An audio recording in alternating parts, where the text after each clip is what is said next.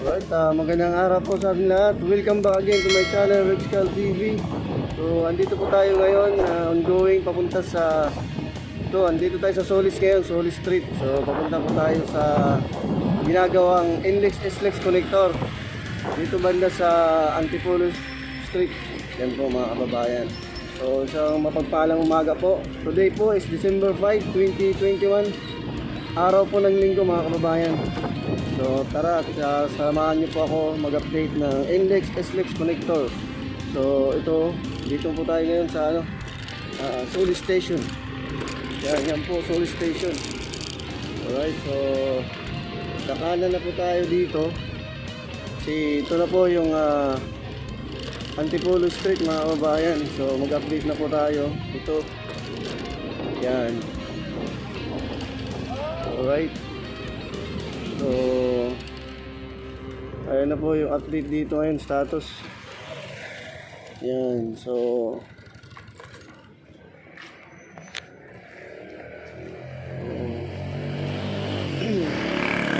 ito po yung pangalawang pier column mula dun sa Solis Station. Yung isa tapos na po, nagawa na po nila yung ibabaw.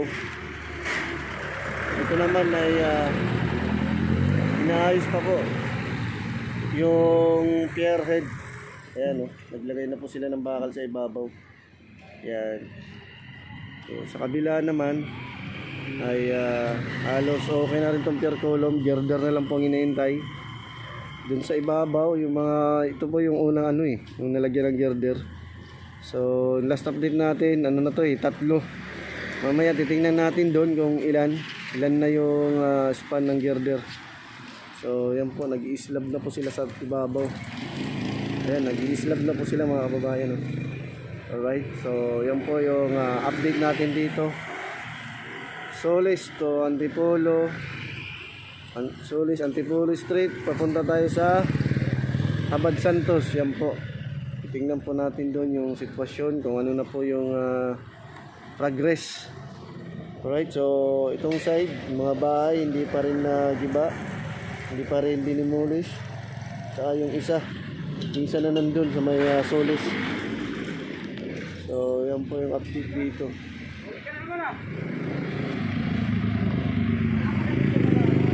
So tara, samahan nyo po ulit ako.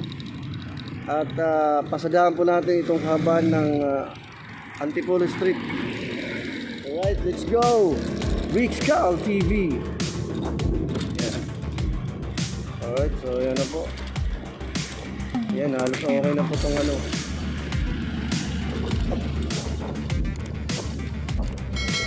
Ayan, nasimintuhan na po dito. 1, 2, 3. So ayan, nasiminto na rin po nila So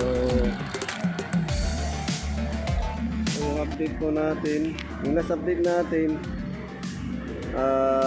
nakumpleto na po yung nila. Kumbaga yung sa staircase, sisimintuin na lang kagaya nito. Yan, nasiminto na po. Sa kabila ay finish rin pa po. Yan. So yan po yung status dito. Ibig sabihin, ito pa rin yung natapos yung yung span ng yung complete niya. So bali nakatatlong girder. Yung isa, yung pinakauna. Yan.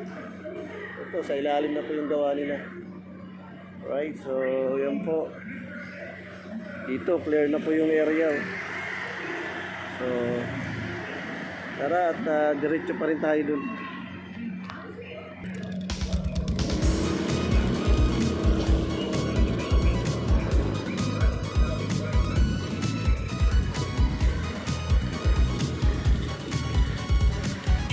So dito, yan, may naiikot na rin yata dito na pier head. So bagong ikot lang po yung isa Yung isa na yun, bago to yung isa. Kasi mayroon pang scaffolding, yun po yung bagong ikot. At lapitan po natin.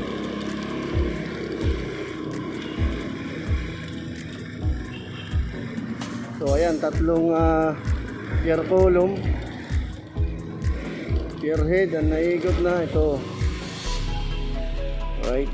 So yan na po. Yung ginagawa nila yung sa ibabaw, yung sherty. Yan. Sherty po yung ginagawa nila. Saka ito.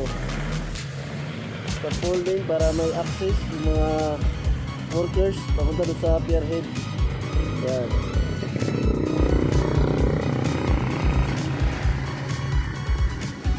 So, panibagong ikot na naman. So, nito, maglalagay na ng girder uli. Alright, so diretso pa ulit tayo doon.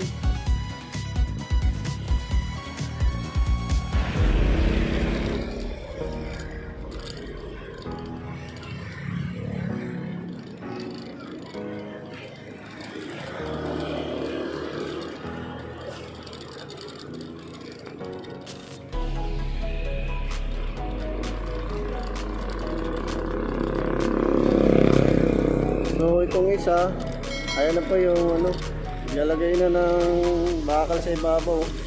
Yan yung access papunta sa paggawaan ng ano, river. Hindi po. Yan. Right. Yan po. Ayan, ito may girder po na dumating. Mga mag-install ng girder dito. Mayroon dalawang dumating na girder, mga kababayan. Ayan o. Ayan. So malaki pala itong girder. Mukha magsasampa sila ngayon. Kasi ngayon, ang oras ngayon mga kababayan is 7 ano 7:20 na ng umaga. Mga ganun. Ayan. Alright, so yung isa napiit na rin yung pierhead oh. So yan. Pero itong girder na to, doon to banda kami sa ano, sa kabila. Yan. Tingin ko lang kasi yun ang ano eh. Mayroon na eh. Mayroon ng pierhead rin. Alright, so yan po. Alright, so yan. Kaya mayroon tong ano dito, yung semento niya. Dito kasi sisimentoin yan once na na-install dun sa taas. So ito, malapit na rin ito ikutin, no? Malapit na rin ikutin dahil tinanggal nila yung ano eh, yung platform. So ayan. Pwede rin nila ito once na ikutin, pwede rin nila ito dito ilagay. So, antabayan na lang po natin sa update. Ang haba pala niya, no? Yan. So, yan po yung girder.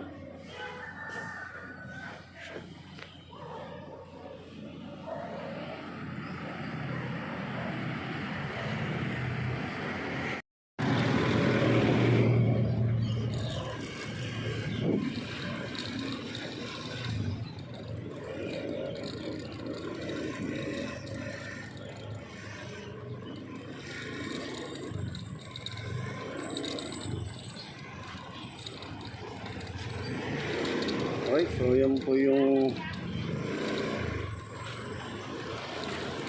habang itong girder na to. Baka dun kakabit sa kabila.